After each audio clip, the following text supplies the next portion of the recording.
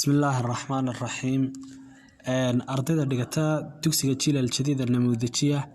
gaar ahaan fasalada labaad wiilal iyo gabdhaba waxaan idinku salaamayaa assalaamu calaykum waraxmatullaahi wabarakaatuh waa macallinkii Soomaaliga macallin Xamse Axmed Aadam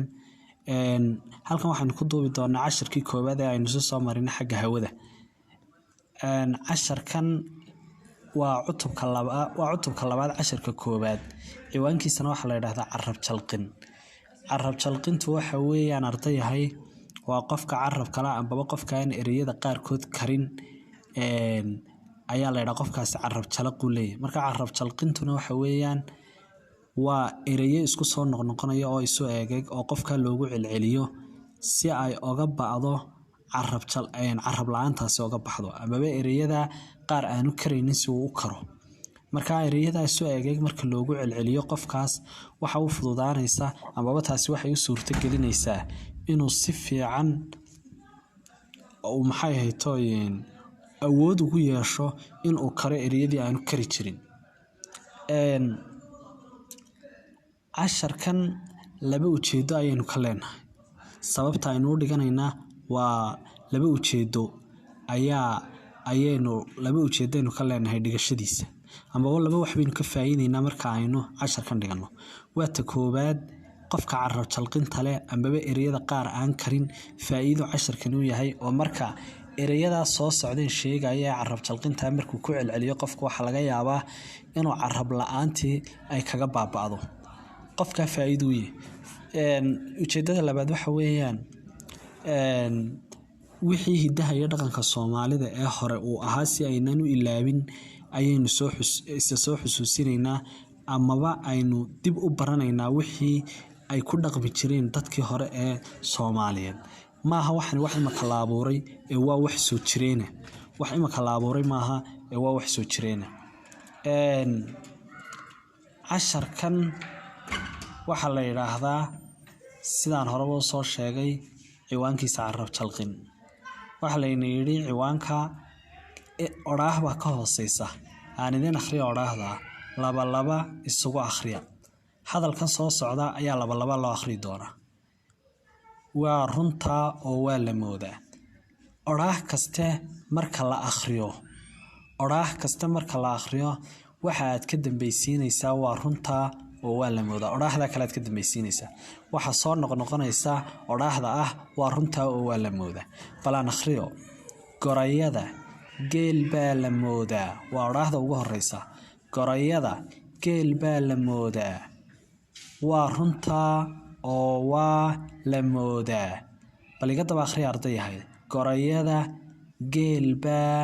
la moodaa oraahda xigta waa runta oo waa la moodaa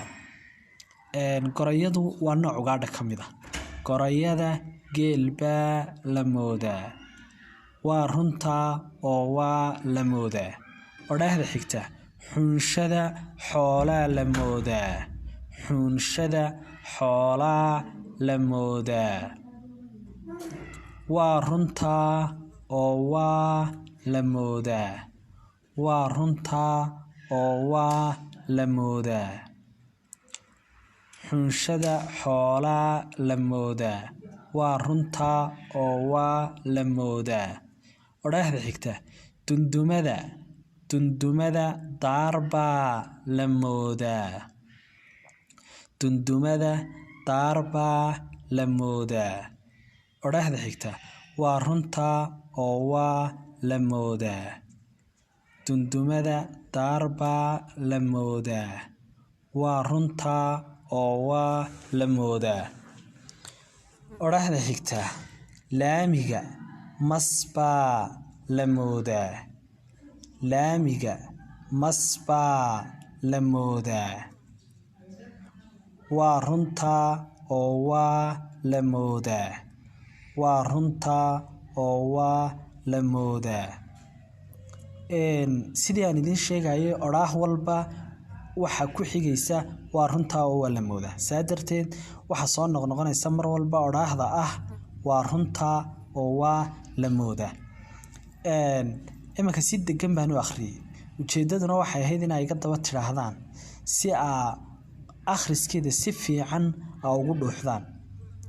haddaba markaad ku celceliso eed sida degan oo akhrido eed ku celceliso eed xiftido si degdeg ayaad marka dambe u akhriyaysaa bal imika sidii deganeyd baynu tusaale ku bixinay sida degdegaana balaynu tusaale ku bixino gorayada geel baa la moodaa waa runta oo waa la moodaa xunshada xoolaa la moodaa waa runta oo waa la moodaa dundumada daar baa la moodaa waa runta oo waa la moodaa laamiga mas baa la moodaa waa runta oo waa la moodaa eeg hadda waa marka aad xiftido ee qaybto ee dhakada ka qabato ee sida degdega u akhriyaysaa taa aad degdega u akhriyaysa ayaa sabab u noqonaysa marka haddii aad carab jalaqa leedahay inay carab jalaqadu kaaga baabado haddaan qaybtaa intaa kaga gudbo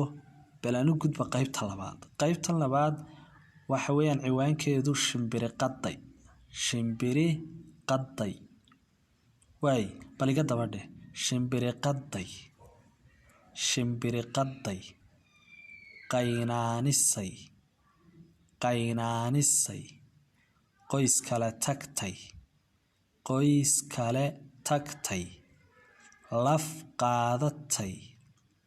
laf qaadatay ku margatay qoxo tiri waayahay marka si degdega loo akhriyayo carab jalqinta kuwa ugu adag ayay ku jirtaa tani shimbiri qadaydu oo marka si degdega loo akhriyayo eed qaybto maxaa iyadana sideeba loo akhriyaa balaan tusaale ku bixiyo shimbiri qaday qaynaanisay qoys kale tagtay laf qaadatay ku margatay qoxo tiri eeg hadda u fiirso shimbiri qaday qaynaanisay qoys kale tagtay laf qaadatay ku margatay qoxo tiri waay qaybta ugu dambaysa dhagayso oo akhri bal iga dabadha iyadana diingodgel godgoraygel diingodgel godgoraygel goraygodgel goddiingel odhaahda ugu horeysa waa maxay diingodgel godgoraygel goraygodgel goddiingel labadaa odhaahadaynu soo akhrinu ba haddana dib loo soo celiyey diingodgel godgoraygel goraygodgel goddiingel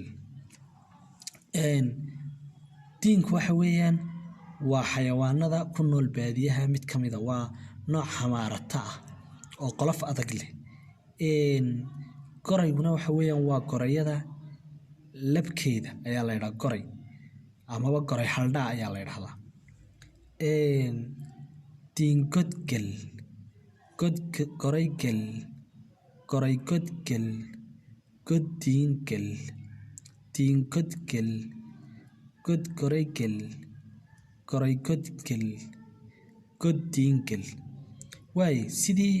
deganayd baanu akhriyey waana iga daba tidhaahdeen baan filaya bal haddaba aan dedejiyo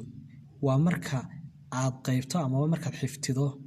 ee dhakada ka qabato sida degdegee la doonaya inaad u akhrido waana sida carab jalqada kaa baabiinaysa diingodgel godgoraygel goraygodgel goddiingel diingodgel godgoraygel goraygodgel goddiingel diingodgel godgoraygel goraygodgel goddiingel diingodgel godgoraygel goraygodgel goddiingel wakaa saasaad akhriyaysaa carab jalqinta qaar baa sidan ka sii adag sida tusaale ahaan carab jalqinta tidhaahda shimbir baa kudhubaa kadhabaa tidhi oo suba kulul oo kadan oo kidi hoos yaal bay la soo kudhubaa kadhabaa tidhi shimbirta baas kululaa kadanaa sideebay suba kulul oo kadan oo kidi hoos yaal ula soo kudhubaa kadhabaa tidhi tusaale ahaan carab jalqintaasaa ugu adag markaa taa waxaynu ku dhigan doonaa haddii alla yidhaahdo buga fasalka afraad haddii alla yidhaha markaynu gaadhna ayaynu ku dhigan doonaa markaynu casharkan markaa dhegaysanaysaan haddii alla yidhaha arday waxaad samayn doontaan marka aan idiin akhriyo ee dhegaysataan ee fahamtaan ee iga daba tidhaahdaan ee qoraalkiisii si fiican aa u keentaan waxa leeyahay akhriskiisa si fiican aa u keentaan ayaa waxaad samayn doontaan markaa page-ku uu socdo akhriyaya ayaa kulba joojin doontaan deedna buuggiina qoraalka ayaa ku wareejin doontaan haddii la yiraahdo sidaas ay yeeli doontaan haddii la yiraahdo dhageysi habboon iyo dadaal wacan guul baan idin rajaynayaa ardayahay. Assalaamu calaykum waraxmatullaahi wabarakaatuh.